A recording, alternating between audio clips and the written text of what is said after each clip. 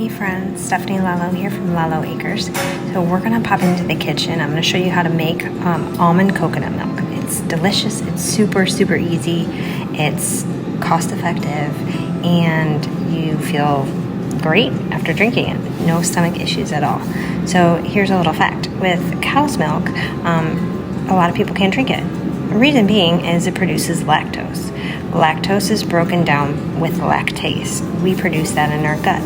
But after we're weaned off of the breast or bottle, we don't really produce it anymore. So it leaves us feeling bloated, gassy, stomach issues, nauseous, diarrhea, all of the above.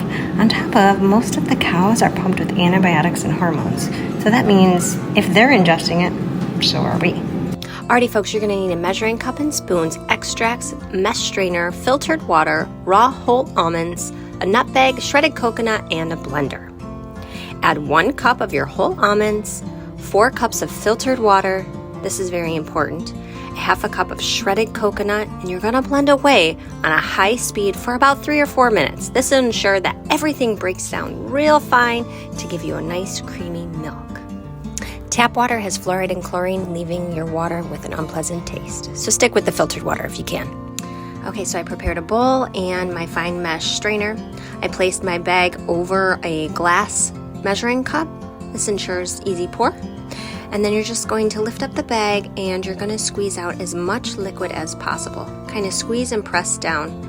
And then you're going to repeat the process, adding more of the liquid to the bag and just kind of squeezing out that liquid. It's actually very therapeutic, believe it or not.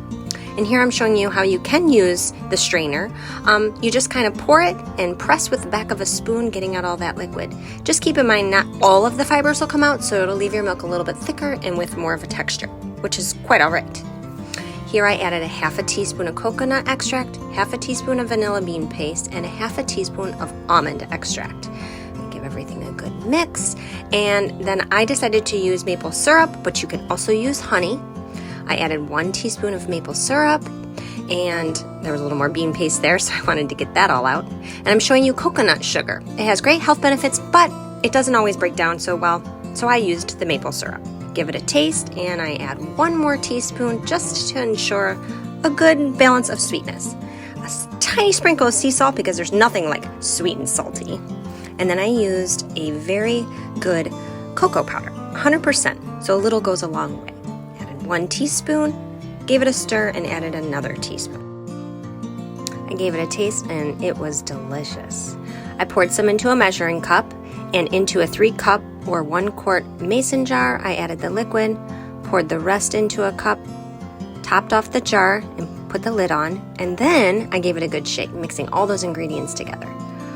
Grab some ice in a nice cup and pour some. Nothing like chilled milk to sip. Oh, it is so good, you guys. Take the remaining milk and put it into a jar. You can always omit the cocoa powder, and it refrigerates for up to 4 days. Share their chocolate milk with me. Are you sure I can't have the rest? No. It smells so good. It's so creamy. I don't want. No. I don't want. Okay, fine. I won't finish it. I want That good, eh? Happy milking. Enjoy.